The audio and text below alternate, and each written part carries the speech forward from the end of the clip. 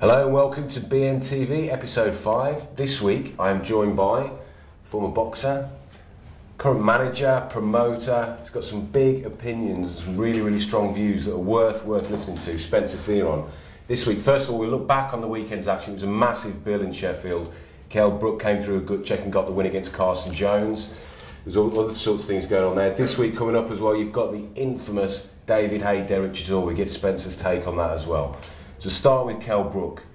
It was going so smoothly for 6 rounds, and then the wheels started to come off, and Carson Jones nearly pushed him off the edge. What's your take on it, Spencer? I don't think it was a case like Carson Jones pushed him over the edge. We hear stories of like his preparation wasn't that well. You've heard after the fight that Eddie Hearn was saying like certain things have to be addressed, and I think they need to be addressed. There's and that was the main problem. You got to think like with somebody like Kell Brook, who's so multi-talented, can throw every punch in the book, so skilled. He's not actually a Ingle type fighter. You have to look at it how Ingles fight. They're more loose-limbed and stuff. It was only when he started to get hurt in the later rounds, like round 8 and that, he reverted back to type, where his nose was broken and was bleeding profusely. The thing that really did worry me a little piece is that I think his corner, and there's no disrespect to any of the Ingles, because I love them guys, they're good guys. But the panic in the corner, there's like, right, because I think even they bought into the hype a little piece. Yeah. Like, right, you know what? Well, he's done and dusted. He's the man right now. He's not the man. And that got proven. You got to ask yourself, if Carson Jones was able to hit you with right hands constantly, and Carson Jones said that, look how open he is to right hands in the build-up to the fight, wouldn't you just say, well, you're kind of telling me your game plan, I'm going to kind of address that a little bit. You know what I mean? There was no block of the right hand. There was no counter punching back off of the shots that he was throwing at him. And that to me was a little bit worrying. I watched that, I was like, ooh, I got my reservations a little bit here. You know what I mean? I ain't knocking Kell Brook. I think he's an excellent fighter. And I know Kell will be watching this as well. So what I'm trying to say to you, Kell, fix up, man, because you're meant to be the guy that's leading the flag right now in the welterweights for this country. Fix yourself up, brother. Trust me. What do you think about the fact that he did come through it, because he went through a massive... It was a big scare. There's periods during those mid-rounds where you thought that he may not make the final. At least he showed he got a lot of toughness though, didn't he? Yeah, a lot of toughness against somebody that he was meant to beat. Yeah. Do you understand what I'm trying to say? Yeah. So those things don't impress me. It doesn't. No disrespect to you, Kell. That doesn't impress me, because you was meant to beat Carson Jones. If it was somebody like, oh, well, he was in there and he was fighting maybe a Timothy Bradley, or he was fighting a Devin Alexander, because if he was fighting those guys, he would be the underdog. Yeah. And it would be like a justified underdog. And then he came through tough moments and survived. Then we say, yeah, all credit in the world. But by that, I'm saying, I got to say no. And I'm not hating on Kell Brook. I'm telling you how it is. Kell, you need to adjust certain things, man, because you got so much talent and so much ability. And you are meant to be the next superstar that comes out of this country. Do you think that a rematch with Carson Jones is necessary? No, because a rematch, Kell will beat him easy. Yeah? Yeah, I really do think Kell will beat him easy. That fight has taken a lot out of both of them. That was a hard fight. Do you need to go back? I remember Joe Kazaki telling me, why do I need to rematch you when I'm beating you? He's beating him. Move on to other things, man. You don't need to prove nothing. You've done. To the critics or to the haters, where we say, yeah, give him a rematch. You don't need to give him a rematch. Yeah, I mean, when the fight was going, I was on the phone to one of my mates, Babatunde Ajayi, the trainer, and he was saying to me, like, watch from round 8, watch Carson Jones come on, watch Carson Jones come on. And I was saying, shut up. And from round 7, he took over the fight. And it was because Kell had that humongous lead in the beginning of the fight, what made him win the fight. Yeah. Because one judge had it a draw, and he was justifiable in having it a draw. But the overall picture, come on, man. Kell Brook did win the fight, but he needs to adjust certain things and come back bigger, because that didn't really impress me. I mean, but he's also been through a tough fight. Remember Barry McGuigan, he had one Laporte before he went in with Pedrosa. Hadn't had a few tough fights before. Do you think that's enough before he then jumps into a world title, or do you think he, like Hearn was saying afterwards? The one Laporte fight that Barry McGuigan had, yeah, at the time, one Laporte, great fight. One Laporte, in many people's eyes, beat Julio Cesar Chavez. Yeah. Do you know what I mean? Yeah. So if you look on that in hindsight, you have to say, well, you know what? That was his fight, but it wasn't, because Barry McGuigan was in nowhere the kind of trouble I mean, that fight was at fight 84. He was nowhere near that kind of trouble. No. It was no, and the thing is, But Kell he Brook, proved himself. he did prove himself, and he proved his toughness. But Kell Brook, I want to know, what was Kell Brook's game plan in that fight? Yeah. I mean, what was your game plan? Was your game plan just to box and carry on boxing? You did show heart, you did show resolve, but you show heart and resolve against somebody that you was meant to beat. Yeah. Let's be real about it. You know what I mean? Now, you put me with someone against that we're not too sure, there's going to be something, well, we don't know. But either way, 10 out of 10 for the bottle that he showed, incredible bottle. And off of that, I rate you, because there's many guys that would have sat down and punked out, and he never punked out. So because of that, you got to salute him. Definitely. Okay, just briefly, it looks like Alexander and Bailey could fight. If Alexander wins that, which would be what you'd think, if you get the chance to put, say you're Eddie Hearn, and you get the chance to put Kell Brook in with. Why would I want to be Eddie Hearn? Why would I want to be him?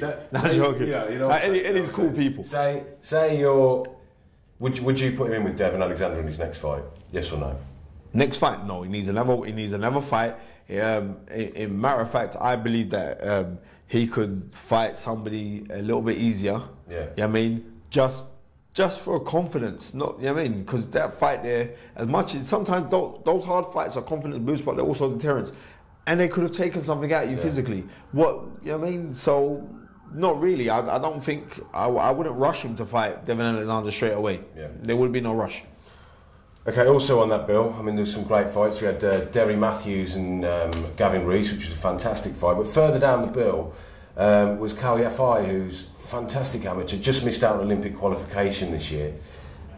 How far do you think he can go as a professional? Was he a bantam, bantamweight? He's a highly skilled fighter. You know, let's not be twisted about it. He's highly skilled, and he mastered the textbook computer scoring as an amateur. Yeah. How they developed to change this over to in a pro style, then I'm not too sure, because I didn't see his fight, and everybody beats Delroy Spencer, but the fact that he stopped Delroy Spencer, that's got to be pretty impressive with himself. And it's his first fight. I just hope that he doesn't think that he's above his station and learns the trade. It's so important to young fighters to actually learn your trade. Yeah. And by learning your trade, it is by watching fighters, watching guys studying the game. You know what I mean? Watch good little fighters, especially because of his height and his range. If I was him, I'll be watching a lot of Poison Junior Jones. I'll be watching a lot because of his size. He's got long arms and that kind of athletic ability. That's who you should be watching. I wish him all the best. He's good. He's a good guy, man. Good guy. We speak a lot on Facebook. He was a top amateur for so long. How difficult is it with the computer scoring and a different system like that? Like, how difficult is it to make that transition? Well, it's quite easy. You got to revert back to the 70s and 80s where being a top Olympian, you know what I mean, or a top amateur, and then convert it to pros, you're more or less going to be a top 10 pro fighter. That's not the case now. There's so many top 10 pro fighters now who never done nothing as amateurs, and you have to look on that and think to yourself, oh well, there must be something. There must be something in because the scoring now is like fencing.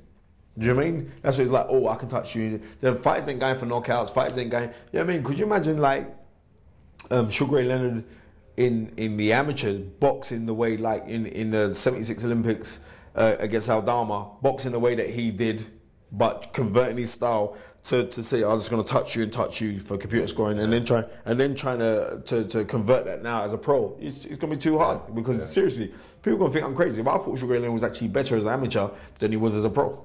You know what I mean? It was more exciting. He was more spiteful.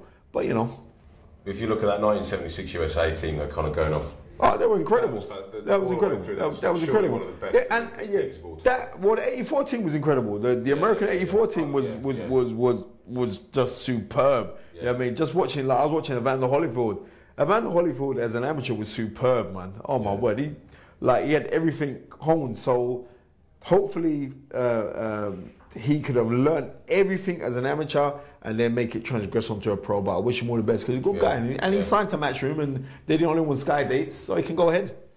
Right, okay. And Tyson Fury was in action on Saturday night.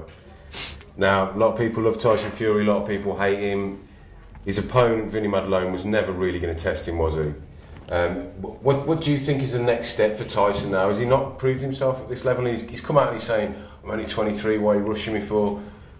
What's your take on it? I think Tyson Fury's next fight should actually be against Fast Eddie Chambers or someone, but even though he's injured, but somebody like that. Yeah. You know what I mean, he was a fringe contender. Because I really do think that Tyson Fury could beat Povetkin. Seriously. And people think, oh, but no, because Povetkin didn't impress me against Marco Huck. So I think that should be the fight that Tyson Fury should be looking for, someone like that. But Demchenko, who just got beat, that'd be a good fight. Or Putev. Yeah. You know what I mean, the Bulgarian? Yeah. That would be, that Pulev, yeah.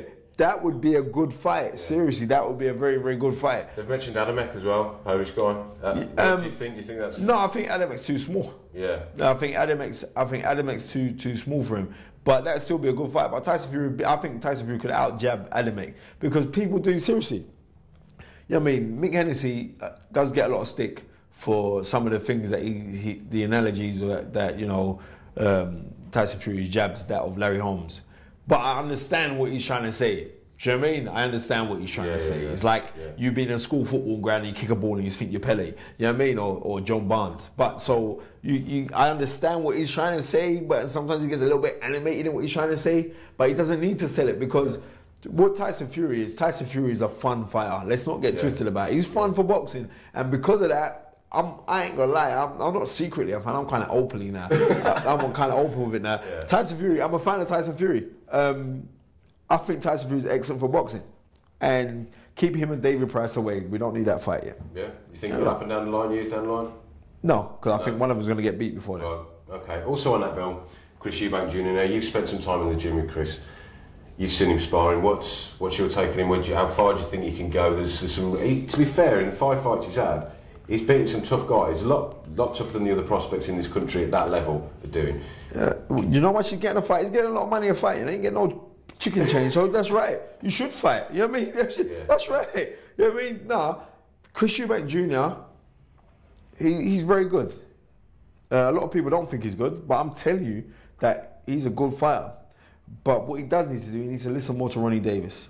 Now, I've been in the gym with him. Ronnie Davis is a lovely man. I mean, Ronnie Davis phoned me on Sunday morning and said, Spencer, thank you for all the help. It was coming down regularly down at Rooney's gym, sparring Patrick Mendy, sparring Lowe's. We actually sparred with Larry Ekendayo. I'm not going to... Larry's a welterweight, but Larry's a gifted welterweight.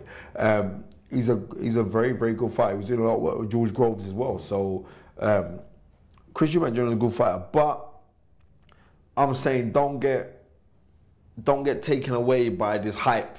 If I could say to anything, don't get taken away by it. Because hype is not real.